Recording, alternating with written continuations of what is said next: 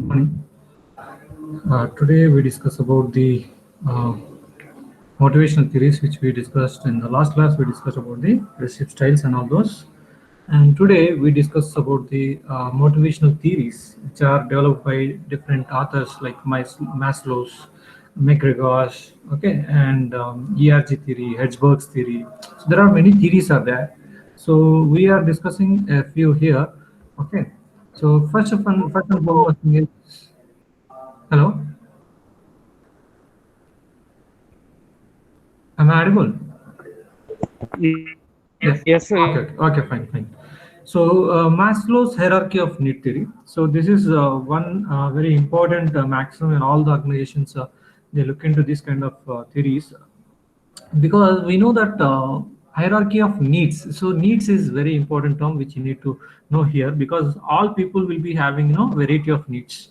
So some needs might be satisfied, but some others are not satisfied. So unsatisfied needs is the starting point in the any motivation process. So unsatisfied need, if it is get satisfied, then people will get motivated. So that is why an satisfied need, unsatisfied need is the starting point for any motivation process. So when a person, we know that as unsatisfied need, he attempts to identify something that will satisfy his need. So this is what you can call as a goal. Okay. So Maslow is one of the famous eminent management author. We has talked about the Maslow's theory, hierarchy of needs theory. So he is mentioned that a hierarchy, which is the basic needs which are required, then afterwards, so these are called as levels. So if you start from the below, I mean that is called physiological needs. Physiological needs. So physiological needs are those which are arise out of the basic physiology of life. Physiology of life in the sense, if I have mentioned here, if you look at this bottom line, so physiological needs, so there are breathing, food, water, then sleep, and all these will be called as physiological needs. So these needs are has to be satisfied, and these needs are must be satisfied. So once these basic needs are satisfied, then the next level is going to be a your safety or security needs. Safety or security needs. So here, if you look at this second diagram here, financial stability, we can talk about the safety or security needs. So it comes with the financial stability. Financial stability. So security of the body or physical. So when you are working in the environment, like hazardous environment, then how we are going to take care of the safety of the employee or security of the employee. So employment and resources, morality, the family, health, all this will be come under this safety needs, under the safety needs. So security needs or safety needs. So the full both, economically we need to be secure and physiologically should be secure. So the farmer, which we are talking about, production from the I mean, economically secure means arbitrary layoffs and all dismissal, all those should be that is very economically secure. We can talk about physiologically secure in the sense the hazardous environment. If we are going to be work in the environment like chemical industries and all those, then whether the security has been, I mean, safety has been provided to the employee or not. So that is the one thing which you have to. So these needs, if it's satisfied, next is go to the next level, which you can call as social needs or love or belonging needs. So social needs. So if you look at this diagram, so social needs, which talks about the belongingness. So that's why here I mentioned that friendships and social activities. How we are going to achieve this in social activities. So friendship and family. Social needs, associate with other people. How it is accepted by them, and love and beloved, and these needs very variously referred to as the heart instinct or affiliation motive and the like. But the base, the point to the fact one finds a satisfaction in association with the others, which feels no real deprivation when it is not possible. So that kind of belongingness has to be taken care. So this is the, we can say it is a third level in the hierarchy. Of course, when it comes to the base level, then the coming from the down, coming from the downwards, that is physiological needs, then safety needs, and then social needs, Okay, social needs will become if the first two no I mean levels, that is physiological needs and safety needs are get satisfied. These two needs are get satisfied, then automatically third level we need to reach the third level. So then a person becomes very keenly aware of the absence of friends, or and it will be motivated towards the affectionate relations with the people in general. So once he these two things, security and all those, then it next level is going to be the social needs. How relations are with the subordinates or employees, co-employees, and all those. So that will come into the picture. So next is esteem. Fourth one is we can call it as esteem needs. So if you look at that, self-esteem, confidence, achievement, respect of others, respect by others.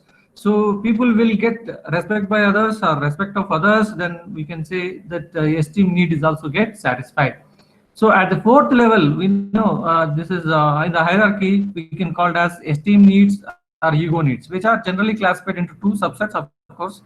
The first one needs the for achievement, strength, and freedom. In essence, in the need for independence. Of course, this is talks about the need for independence, and the second one is talks about the status, recognition, and prestige. So these that's what we can say, self-esteem and respect of others. Okay, respect of others and all those. So these status which are talking about here, the related to your esteem needs, related to your esteem needs. So generally it is relates to respect and the prestige, respect and prestige. So a need for dominance may be thought of as one of the egoistic needs. As you told that this self-esteem and esteem for others. Self-esteem is for respecting the respect by others. We are getting self-esteem and esteem from others. So self-esteem is nothing but individuals need to be feel inside himself that he is worthy. That is what we can call as self-esteem. He has also the need that others think he is worthy. So others also has to think that this fellow is worthy. That is what you can call as esteem from others. So self-esteem and esteem from others we can talk about here.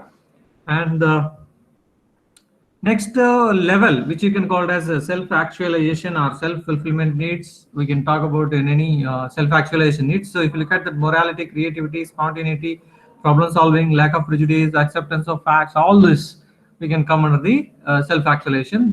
This is what we can call as highest level in hierarchy is the self-actualization need, and this is the need to realize one's potentialities for continued self-development and the desire to become more and more of what one is and what one is capable of becoming. This is what we can call it as self-actualization or self-attenuation.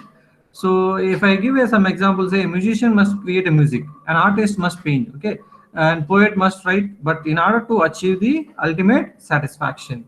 So that is what the Maslow's has given this 5 levels of hierarchy. Now we're coming to the Hertzberg two-factor theory. We can say Hertzberg two factors theory. One is the dissatisfiers or satisfiers. We can call it as two factors. Means one is the satisfier factor, the other one is the dissatisfier factors.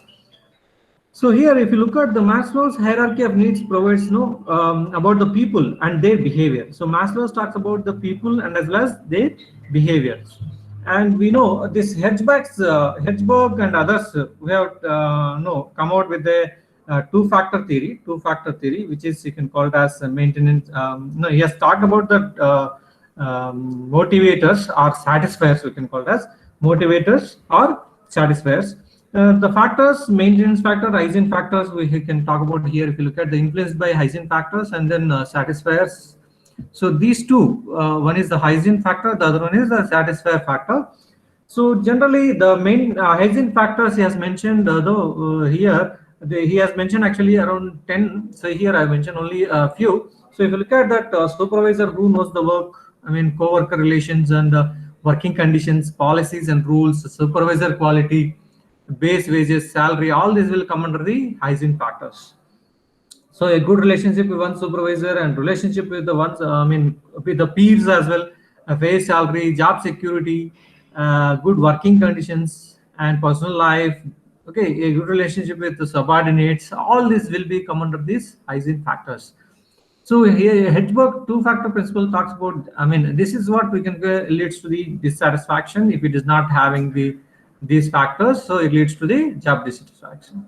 Then H factors, improving the satisfier factors increase the job satisfaction. So if you improve this satisfier factors, then job satisfaction is going to be increased. So improving the hygiene factors decreases the job dissatisfaction. So if you improve this kind of working conditions and relations, policies and roles, so then the employer decreases their job dissatisfaction, and as well as if you improve this satisfier factors, they increases the job satisfaction. So these related to job satisfaction. So what are the factors if you look at this here? Achievements, recognition, responsibility, work itself, advancements, and personal growth. All this will be come under the Hedgeback two factors theory. Hedgeback two factors theory. So the two factors are nothing but we can say it is a hygiene factors and then motivators, or we can call it as satisfiers. Motivators are satisfier factors. These are all we can call it as hygiene. In company as environment, as we discussed here, working conditions. Environment is we can talk about as working conditions, okay, and interpersonal relations. All this will be come under the sun. So this is what the Hertzberg two-factor theory. He has talks about if we improve these hygiene factors, then it will be the dissatisfaction will be reduced, and if we improve the satisfier factors, then job satisfaction can be improved. So that is what he talks about. And what are the factors which you need to be take care is as mentioned in this this one, and what are the factors to be taken care of to improve the job satisfaction, all those he has mentioned. So this is what two-factor theory. And coming to the McGregor's theories of motivation, we can call as theory X and theory Y.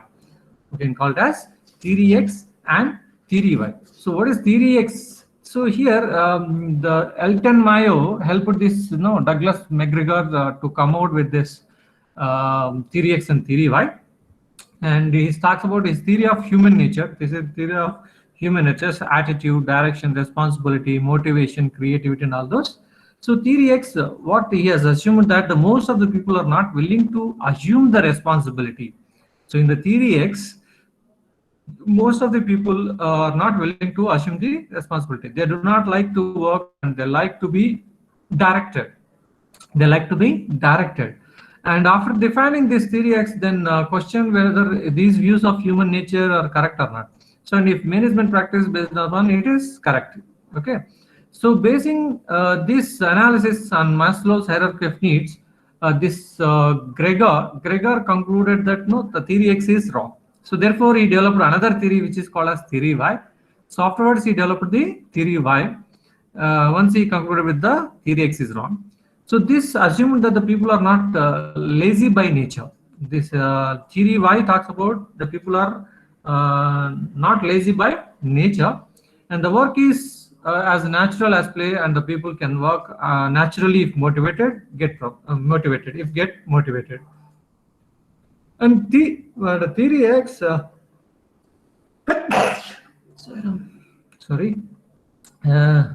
theory X actually generally, if you talk about, see here, work is inherently distasteful to most of the people. In this case, attitude.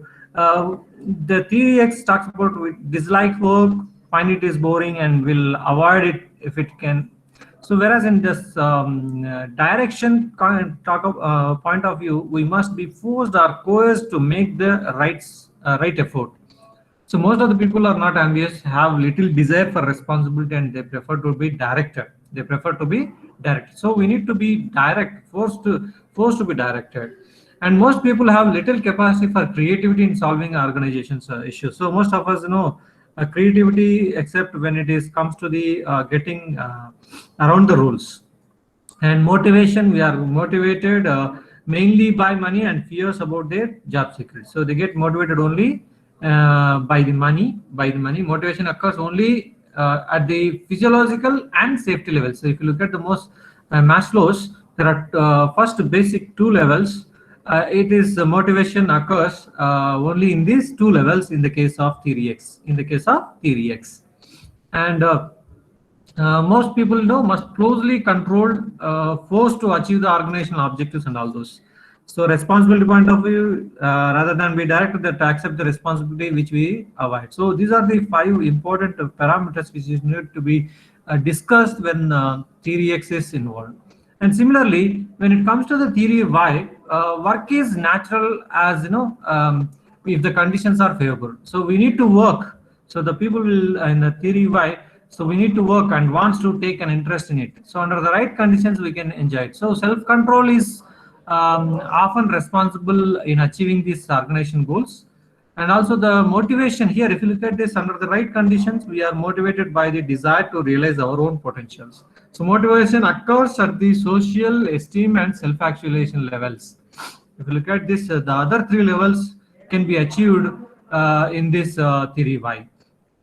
And people can be self-directed and creative at work if properly get motivated.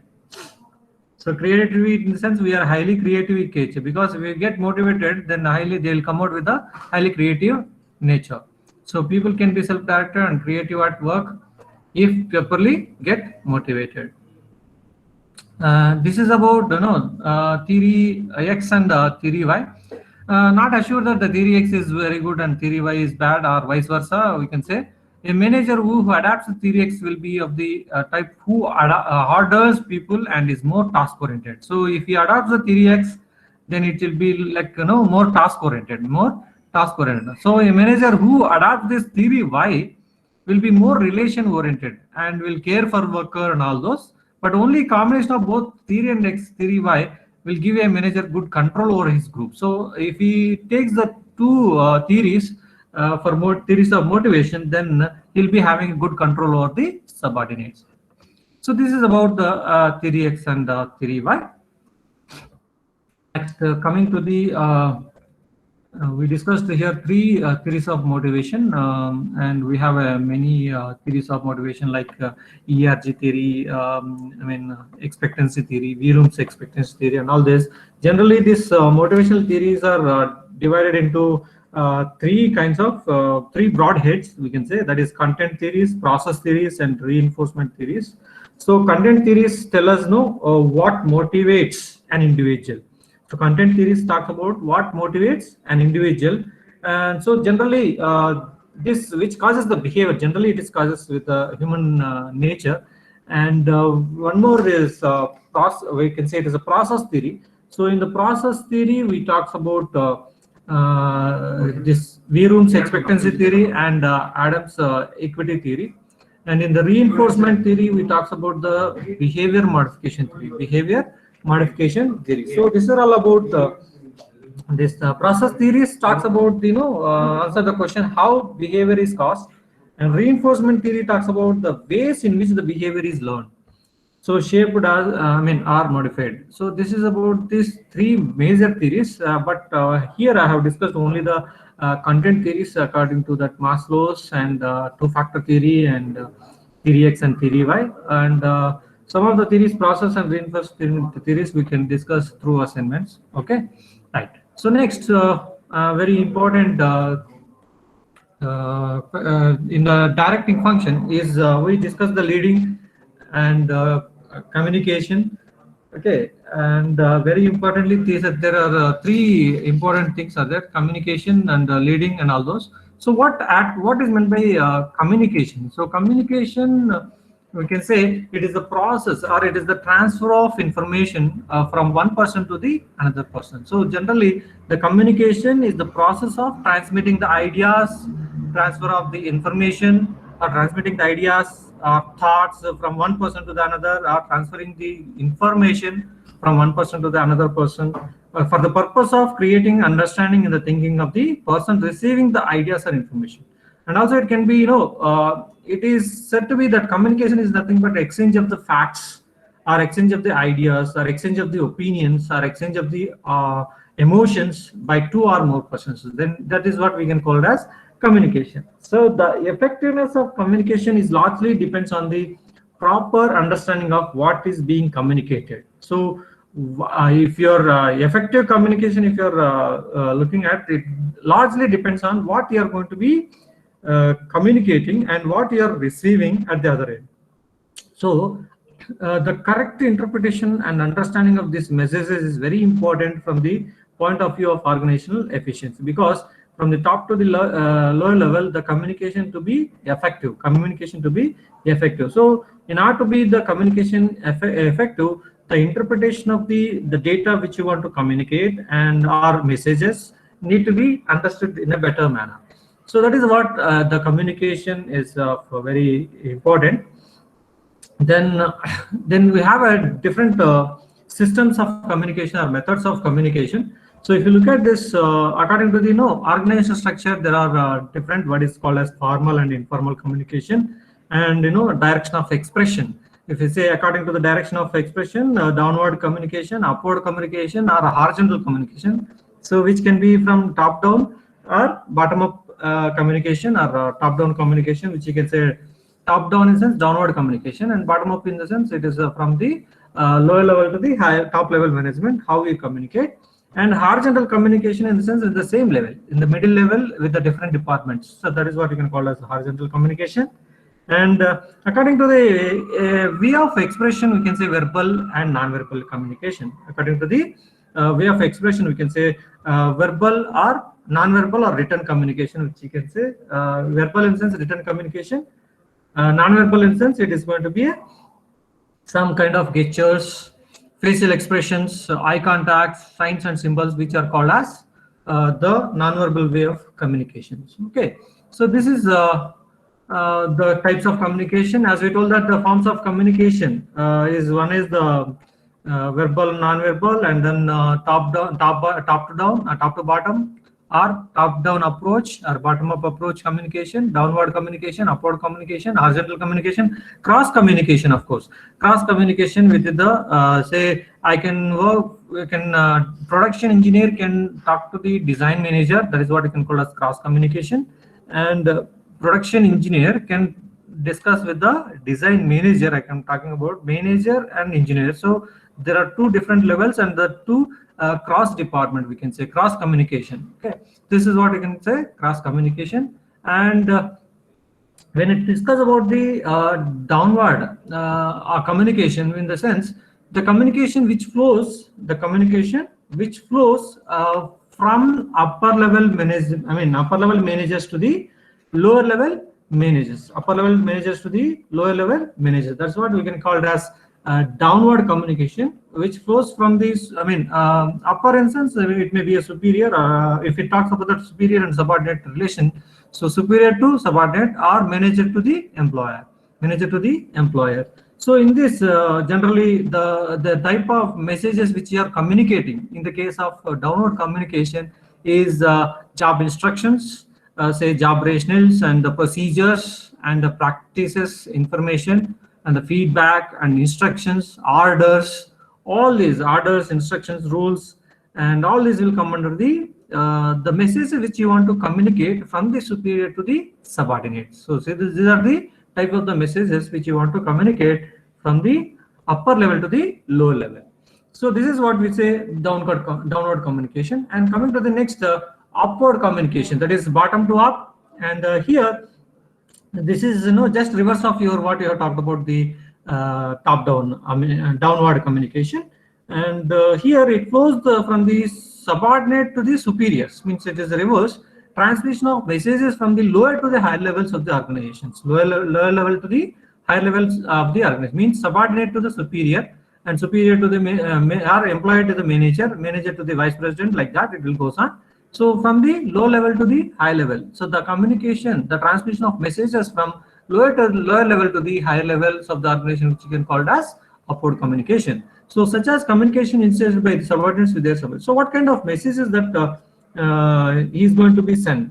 The subordinate is going to send to the superiors. So generally the suggestions or performance of on the job related issues, if you have any job related issues, and all those are fellow employees and their problems, and subordinate perception of the organizational policies and rules or practices, tasks and procedures, all these kind of which is related to the subordinates can be communicated to the superiors, like in the form of reports, or in the form of giving suggestions orally, or through reactions or statements and proposals, or this can be come under this way. Next, when it comes to the horizontal communication, so it is horizontal communication is nothing but when the communication takes place between the two or more persons who are very subordinates of the same person, subordinates of the same person. So here flow of messages across the functional areas at a given level of organizations.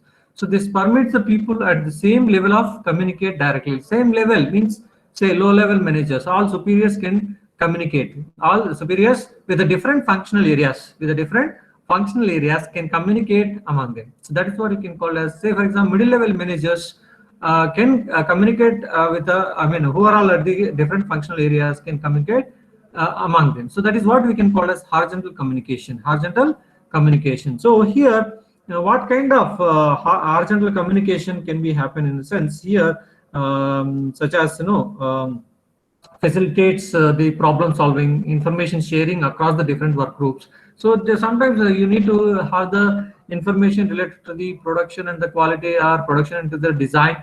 So this department has to have the communication. So this task coordination between the departments and the project teams and all those. So this facilitates the problem solving and information sharing across the different work groups. So these are the very important messages which can be communicated through horizontal communication. So here, and also we talked about the oral, verbal communication. In this, both parties, that is the superior and subordinate, the process of communication or exchange of their ideas is through orally or either face to face or through like phone or through meetings or through conferences or through interviews and all those, which you can call as verbal communication.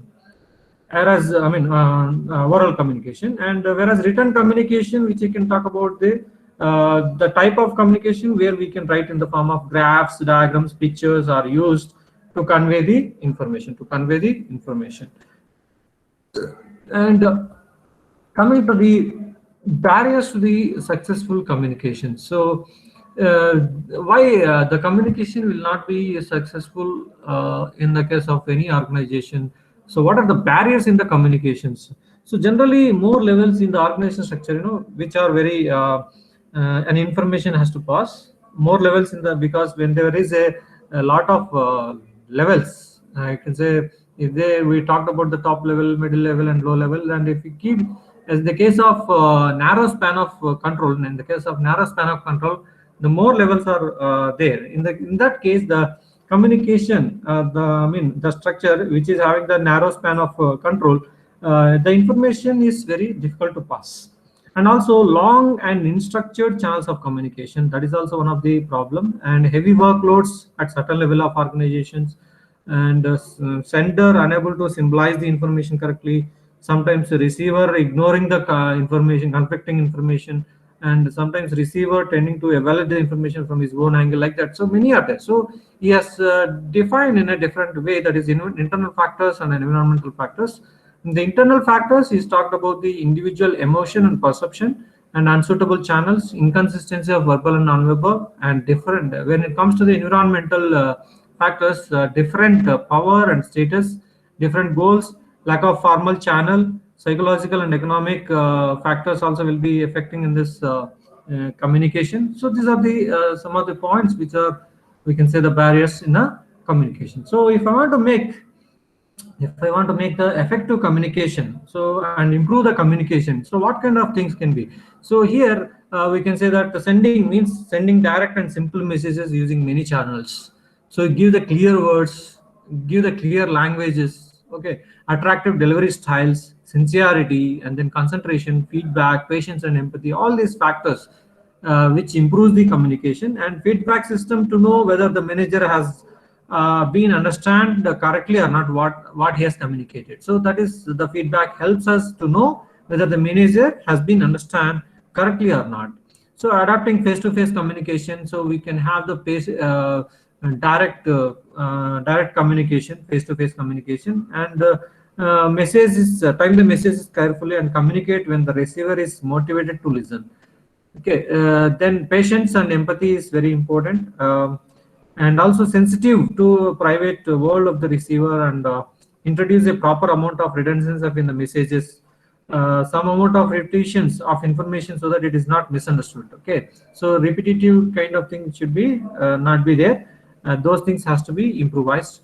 And attractive delivery styles. So how best your delivery styles, like through posters or through displays, display boards, and all those.